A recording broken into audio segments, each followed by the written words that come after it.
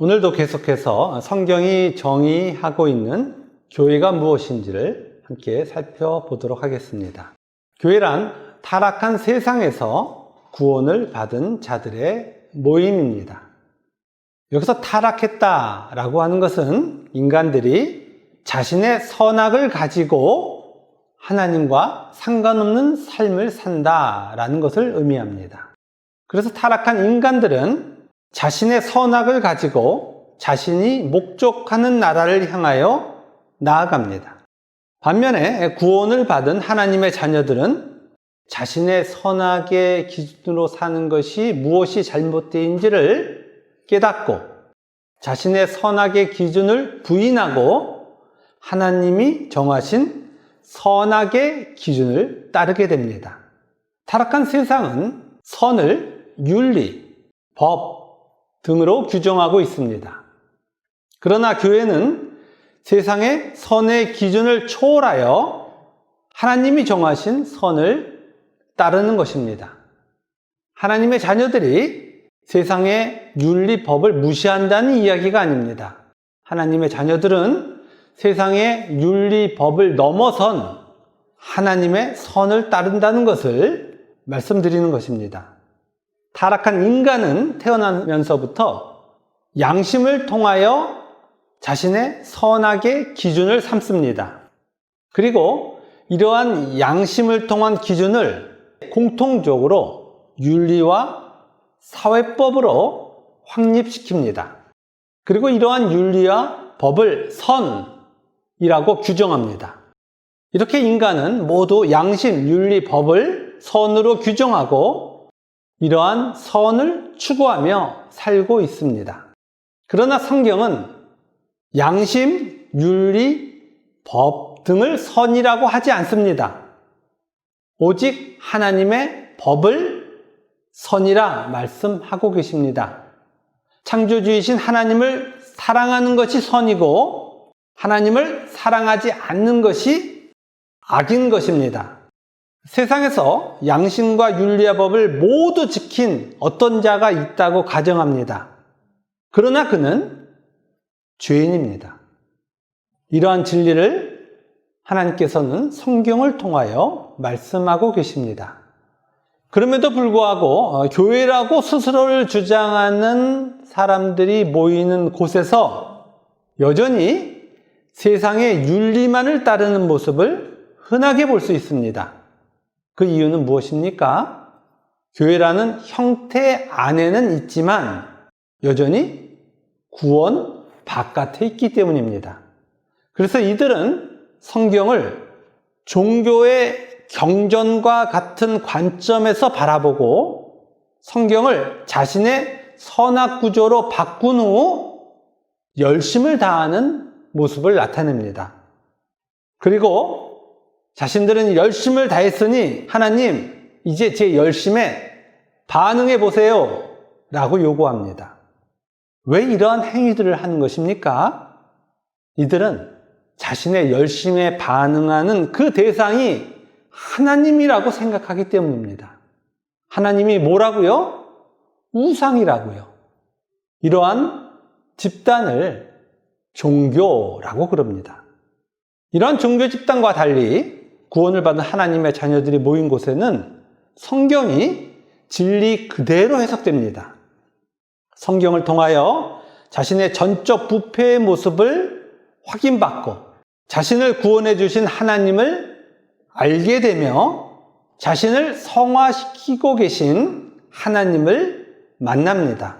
그리고 궁극적으로 완성될 하나님 나라를 함께 바라보며 그 나라를 향하여 달려가는 것입니다. 이렇게 교회는 진리의 공동체가 되어 진리를 따르며 천국의 여정을 함께 하는 것입니다. 두 번째로 교회는 고난의 공동체입니다. 교회의 구성원은 모두 구원을 받은 자를 말합니다. 따라서 교회 공동체는 구성원의 삶을 구원의 관점에서 바라봅니다. 진리를 통하여 확인한 자신의 전적 부패를 알고 칭의의 구원 이후에 하나님만이 원인인 자로 성화되어 가는 것과 마침내 예수님과 같이 하나님 자녀로 완성된다는 것을 모두 알고 있습니다. 그리고 하나님이 자신을 거룩하게 변화시켜 주시기 위해 고난이 동원된다는 것도 당연히 압니다. 교회의 지체들은 모두 자신들의 죄의 크기와 성화를 통하여 완성될 의의 크기가 같다는 것을 알고 있으며, 따라서 신자들의 고난의 크기가 동일하다는 그 사실 또한 진리를 통하여 알고 있습니다. 따라서 지체들의 고난에 함께 참여하며 천국을 향한 여정을 함께 나아가게 됩니다. 교회는 고난의 공동체인 것입니다. 지난 두 주를 통하여 교회가 진리의 공동체이고 고난의 공동체임을 확인했습니다.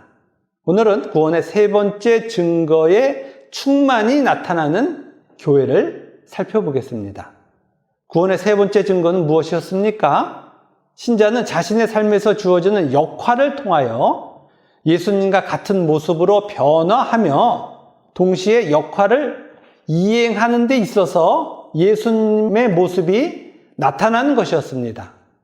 이렇게 자신의 삶의 역할을 행함에 있어서도 예수님의 모습이 나타나는 하나님의 자녀들이 함께 모이는 것이 교회인 것입니다. 그러면 그 교회는 어떤 모습이 나타나야 맞습니까? 예수님이 머리 되고 자신이 지체가 되었기에 교회의 지체들에게서 교회의 완성을 위한 어떤 역할을 감당하는 모습이 나타나는 것이 맞습니다. 예수님이 반석 되신 교회가 오직 예수님의 충만으로 나타나게 되는데, 이러한 교회의 완성에 참여하는 교회의 지체들이 생겨나는 것입니다. 즉, 교회의 구성원이 되어서 교회의 완성을 위해 헌신을 하는 모습이 나타납니다. 여기서 주의할 점은 이러한 신자의 교회를 향한 헌신을 윤리로 바꾸면 안 된다는 것입니다. 신자가 되었으니 교회에 헌신해야 돼 라고 요구해서는 안 되는 것입니다. 헌신은 하나님의 명령이지만 의무가 아니라 하나님 자녀들이 교회의 구성원이 되어서 누리는 축복의 행위인 것입니다. 세상에서는 명령을 따르는 것이 싫은 거예요. 하기 싫은 것을 해야 되는 거예요. 그래서 명령을 의무로 해석합니다.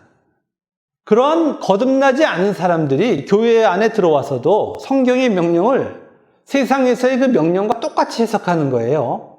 그래서 그 명령을 뭐라고 이해하느냐 하면 하기 싫음에도 해야 하는 의무라고 생각하는 거예요.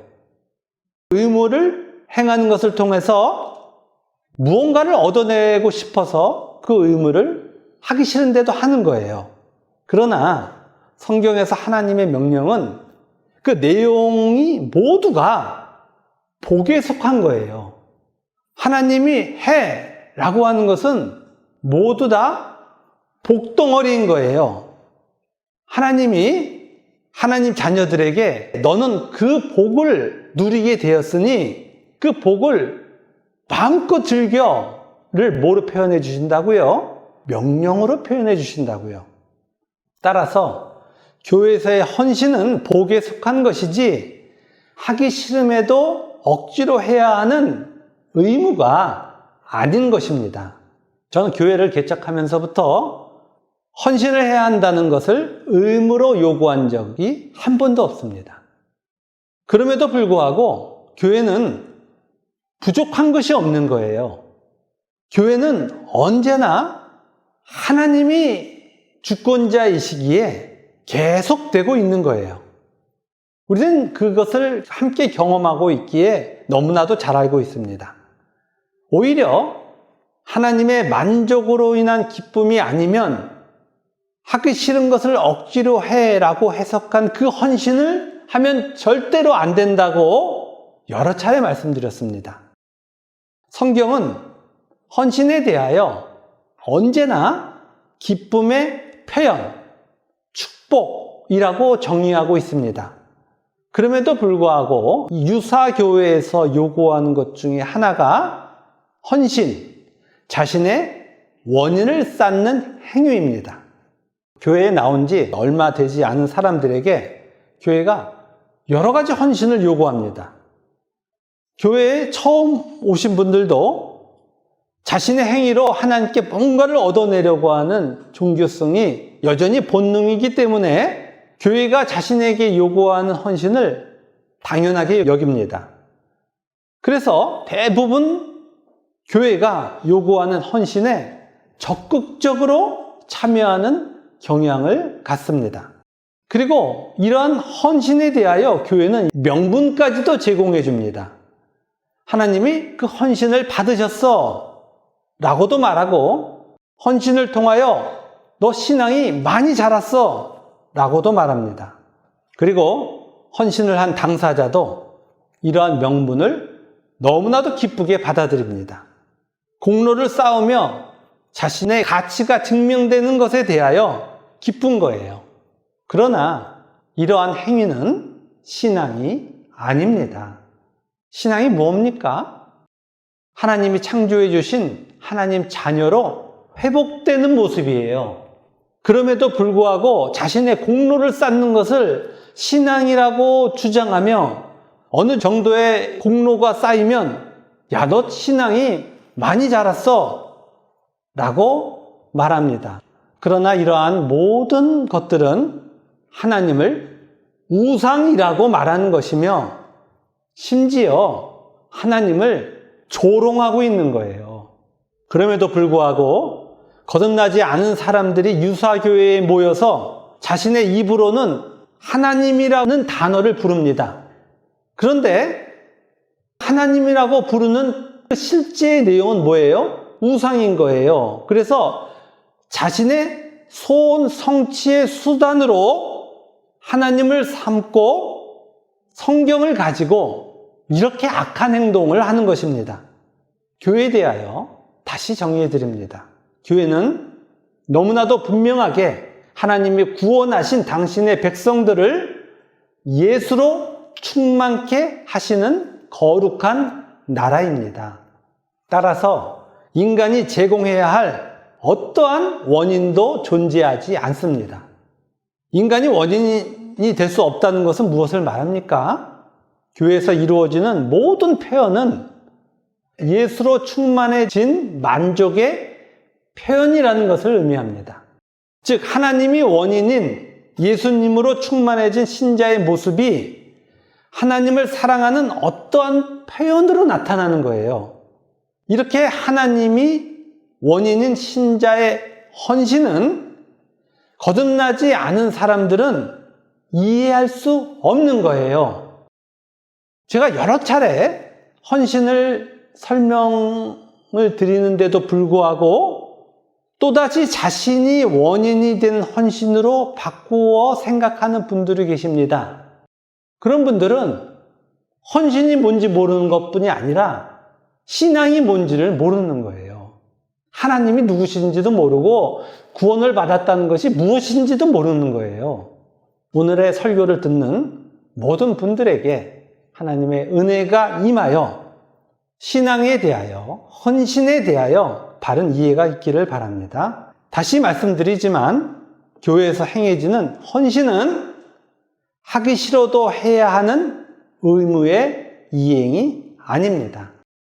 또한 헌신은 자신이 원하는 복받기 위하여 자신의 원인을 제공하는 것도 아닙니다. 오직 진정으로 하나님을 사랑하는 자들만이 나타내는 하나님을 향한 만족의 표현인 거예요. 우리의 교회를 보십시오. 스스로의 모습이 지금은 너무 자연스럽기 때문에 우리가 행하고 있는 헌신이 무엇인지 생각해 보지 않았지만 우리들이 지금 하고 있는 헌신은 그걸 해라고 하는 그 요구를 받고 있지 않다는 것을 알 수 있을 겁니다. 또한 그거에서 복받는다는 것을 생각하지도 않고 있다는 것도 우리는 알고 있습니다. 그런데 왜 교회에 헌신을 하고 있습니까? 하나님에 대한 사랑 때문인 것입니다. 오직 하나님에 대한 사랑 때문에 자발적으로 하고 싶은 것, 그것이 바로 헌신의 기본적인 내용인 것입니다. 오늘의 본문인 고린도전서 9장 4절부터 7절까지를 우리 다시 한번 함께 읽겠습니다. 우리가 먹고 마실 권리가 없겠느냐? 우리가 다른 사도들과 주의 형제들과 게바와 같이 믿음에 자매된 아내를 데리고 다닐 권리가 없겠느냐? 어찌 나와 바다바만 일하지 아니할 권리가 없겠느냐? 누가 자기 비용으로 군복무를 하겠느냐? 누가 포도를 심고 그 열매를 먹지 않겠느냐? 누가 양떼를 기르고 그 양떼의 젖을 먹지 않겠느냐? 아멘. 고린도 교회는 바울의 헌신으로 세워진 교회입니다. 따라서 바울도 다른 사도들과 같이 교회를 통하여 먹고 마실 권리가 있습니다. 베드로와 같이 아내를 데리고 다니면서 교회를 통하여 살 수 있는 권리도 있습니다. 그럼에도 불구하고 바울은 자비량을 하면서 교회에 헌신했습니다. 세상에서는 자기가 비용을 대면서까지 군복무를 하지 않습니다. 너 군에 들어와. 근데 군에 들어왔는데 군에서 필요한 밥도 자기가 대고 옷도 자기가 사 입고 이렇게 하면서 군복무하는 사람 있습니까? 아무도 없습니다. 그게 세상인 거예요. 또 포도를 기르기만 하고 열매를 먹지 않는 사람을 보셨습니까? 포도 기르면 다 자기 거라고 생각해서 기르는 거잖아요. 또 양떼 기르고 양떼의 젖을 먹지 않는 사람도 혹시 보셨습니까? 그런 사람은 없는 거예요. 그런데 바울은 결혼도 안 하고 교회를 통하여 먹고 마시는 것도 해결하지 않습니다. 바울이 교회에 한 것은 오로지 고린도 교인들의 신앙이 자라나도록 한 헌신이었습니다. 그 이유가 무엇입니까? 9장 19절 우리 다 같이 함께 읽겠습니다. 내가 모든 사람에게서 자유로우나 스스로 모든 사람에게 종이 된 것은 더 많은 사람을 얻고자 함이라. 아멘. 바울이 자신의 자유를 모든 사람의 종이 되는 것에 동원한 것은 더 많은 사람들을 얻기 위함이라 라고 성경이 기록하고 있습니다. 더 많은 사람을 얻는다 라고 하는 것은 지체의 신앙이 자라나는 것이기도 하고 구원을 받은 자들이 많아지는 것이기도 합니다. 즉 교회가 예수의 충만이 되는 거예요. 교회가 예수로 충만해지는 것을 바울은 너무나 하고 싶어서 지금 교회에 헌신을 하고 있다고 말합니다. 바울이 하고 싶은 것은 오직 교회가 예수로 완성되는 거예요. 바울이 자신의 전부를 교회의 완성에 쏟아부은 것은 하나님이 바울에게 야, 너 헌신하지 않으면 벌 줄 거야 라고 해서도 아니고 자신이 원하는 세상적 복이 있어서도 아닌 거예요. 바울 스스로가 예수의 지체가 되었기에 그 만족과 기쁨이 세상과 다른 하나님의 자녀의 삶으로 표현된 것입니다. 이러한 헌신이 교회에 일어나는 것입니다. 저는 교회 지체들에게 구원의 만족을 표현하는 것이 아니면 헌신도 헌금도 하시면 안 된다고 지금까지 말씀드렸고 앞으로도 계속해서 말씀드릴 겁니다. 교회는 헌신을 하지 않으면 견딜 수 없는 구원을 받은 예수 그리스도의 지체들에 의해서 지속되는 겁니다. 물론 헌신을 하지 않으면 견딜 수 없는 우리들의 만족은 누가 창조해 주신 거예요? 하나님이 창조해 주신 거예요. 따라서 헌신을 한 자의 공로는 없는 거예요. 이렇게 인간의 공로가 없는 곳, 오직 하나님만이 원인인 곳, 바로 그것이 교회인 거예요. 우리의 눈에 보이는 인간의 공로가 있는 수많은 교회를 보십시오. 그 공로는 틀림없이 누군가를 죽이는 데 동원되고 있습니다. 그건 우리가 너무 쉽게 알 수 있어요. 교회의 헌신의 정도에 따라 교회의 권력을 소유하는 것을 우리는 쉽게 볼 수 있습니다. 교회는 오직 하나님만이 다스리는 곳인데 인간이 자신이 행한 공로를 권력화하고 이러한 권력을 행사하는 거예요. 이렇게 권력을 행사하는 첫 번째 자리에 목사의 탈을 쓴 사꾼들이 있습니다. 이들은 계속해서 교인들에게 뭘 하라고 요구해요. 이것도 해야 되고 저것도 해야 되고, 그래서 무엇인가를 하지 않는 교인을 향하여 당근도 줬다가 채찍을 가했다가 이렇게 합니다. 세상의 조직에서 조직의 리더들이 자신의 목적을 달성하기 위해서 조직의 구성원들에게 행하는 대표적인 방법을 교회도 똑같이 동원하는 거예요. 이러한 세상의 방식을 동원하여 교인들을 자신이 원하는 곳으로 끌고 가는 거예요. 이들은 자신이 정한 무엇을 하면서 항상 말은 어떻게 해요? 하나님이 기뻐하신대요. 반드시 헌신에 따르는 대가가 온다고 강조를 합니다. 구원을 받았는데 아무것도 안 하는 것이 말이 되느냐고 협박도 합니다. 우리가 지난날 있었던 교회에서 이렇게 당근도 받고 채찍에 맞기도 했습니다. 그러면서 사꾼과 동일하게 악했던 우리들도 그 교회에서 공로를 쌓으면서 살았어요. 그러나 교회는 이러한 타락한 헌신으로 세워지는 것이 아니에요. 이러한 교회의 권력은 목사뿐이 아니라 그 안에 있었던 우리들도 똑같이 소유했던 거예요.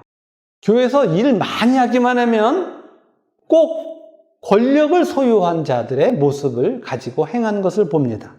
성경이 정의하고 있는 참 장로, 참 집사가 아니고 유사교회가 준 감투를 쓴 장로, 권사, 집사 직분 가지면 신이 되는 놀이를 하며 살아갑니다.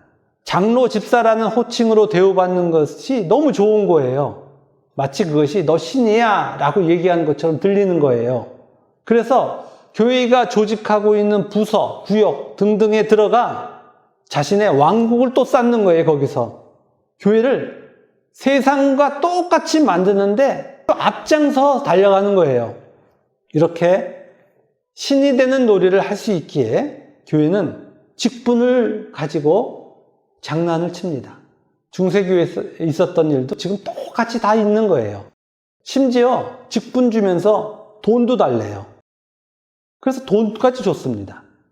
교회에서 있을 수 없는 권력의 향유가 버젓이 행해지고 있는 거예요. 이러한 유사 교회에서는 목사의 권력이 강력할 때는 교인들이 이렇게 끌려다니다가 목사의 힘이 약해지면 교인들끼리 서로 갈라져서 서로 싸우는 일들이 비일비재하게 일어납니다. 역사책에 나오는 세기 말에만 기록되고 있는 종교 집단에서 일어나는 일들이 지금 교회에서 그 모습이 작지만 똑같이 일어나고 있는 거예요.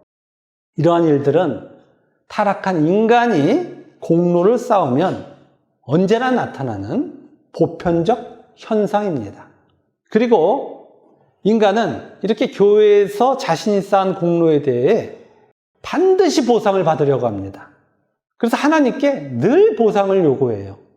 전적으로 부패하였던 자를 구원하여 주시기 위해 독생자 예수 그리스도를 십자가에 달려 죽게 하신 완전하신 하나님의 그 사랑 앞에 그 쓰레기보다 못한 그 더러운 자신의 공로를 쌓아놓고 내 이거 줬으니 하나님 당신 내놓을 거 빨리 내놔야 되잖아 라는 이런 황당한 일을 하고 있는 것입니다.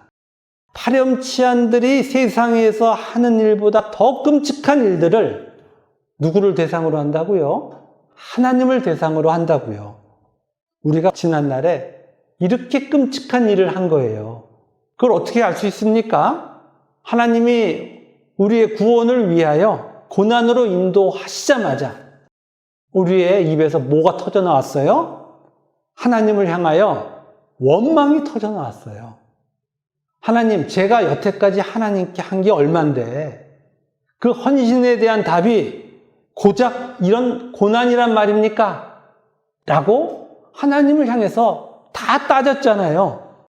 이렇게 처음부터 끝까지 자신의 인과율에 갇혀있던 우리들의 인생이었는데 하나님의 은혜로 우리들의 인생에 반전이 생긴 거예요. 너무나도 놀라운 일이 생긴 거예요. 그 일은 지금 우리가 구원으로 인한 만족으로 헌신을 하고 있다는 사건입니다. 하나님께 이제 보상을 요구하지 않는 헌신을 하고 있는 거예요. 아니, 보상을 요구하지 않는 것을 넘어서 하나님, 저 제발 교회의 이 헌신에 무엇인가를 할 수 있게 해주세요. 보상도 아니고 아무것도 요구하지 않을 테니 제발 좀 그렇게 할 수 있게 해주세요 라고 우리가 기도하고 있는 거예요. 진리가 들려지는 이곳이 참 교회인 줄 알게 되자 이 교회가 계속되기를 원하는 마음이 우리들에게 생긴 것입니다. 진리를 듣기 원하는 분들이 있다는 사실에 너무 기뻐서 자신의 인생의 전부를 쏟는 일이 우리들에게도 지금 생긴 거예요. 진리가 들려지는 이곳에 모여 진리에 귀 기울이고 있는 우리 지체들 모두가 천국 가기를 원해서 우리들이 지금 이 헌신에 참여하고 있는 거예요. 우리 지체들이 헌신의 힘듦으로 인하여 낙오하기를 바라지 않고 있는 마음이 있기에 지체들의 고난에 참여하고 싶은 마음이 생긴 거예요. 세상에 인과율로는 존재할 수 없는 교회를 향한 헌신이 생긴 공동체, 그것이 바로 구원을 받은 하나님의 자녀들의 교회인 것입니다. 그래서 이곳에 아무도 자신이 한 헌신에 대하여 자신의 공로라고 주장하지 않으며 예수로 완성될 교회를 소망하며 헌신의 기쁨을 함께 누리고 있는 것입니다. 예수님이 하늘의 영광을 버리고 세우신 교회의 구성원이 되어 예수님이 하신 것과 똑같이 진정한 만족으로, 진정한 기쁨으로 하나님 나라에 참여하는 곳, 이곳이 교회인 것입니다. 우리는 자발적 기쁨으로 교회가 완성되는 그날까지 현실의 이 삶의 헌신에 참여하고 있기에 우리는 지금 하나님의 나라를 누리고 있는 것입니다. 세상에서 제일 하고 싶은 것이 바로 그 진리의 공동체, 그것이 하나님 나라인 줄 알고 자신의 존재를 쏟아붓는 것입니다. 디모데후서에 바울 사도가 자신을 어떻게 하고 싶다고요? 전제를 쏟고 싶다고요. 교회에 전제가 뭡니까? 부어지는 거예요. 하나도 남김없이 하나님 나라에 자신을 쏟고 싶은 그들이 모인 곳. 그래서 그곳에서는 오직 자발적 만족으로 인한 행위이기 때문에 아무도 그 행위로 타자를 정죄하지 아니하고 그 진정한 기쁨을 누리면서 하나님 나라로 나아가는 일들이 일어나는 것이에요. 우리들의 현실이 지금 힘들지라도 우리는 교회를 향한 소망이 여전히 있기에 연약하여 넘어진다 할지라도 또 일어나 그 하나님 나라를 향하여 달려갈 것이고 마침내 그 나라는 완성될 것입니다. 우리를 교회의 지체로 삼아주신 하나님께 감사드리며 교회의 완성의 기쁨으로 현실을 이겨나가시는 우리 모두가 되기를 주님의 이름으로 축원합니다. 아멘.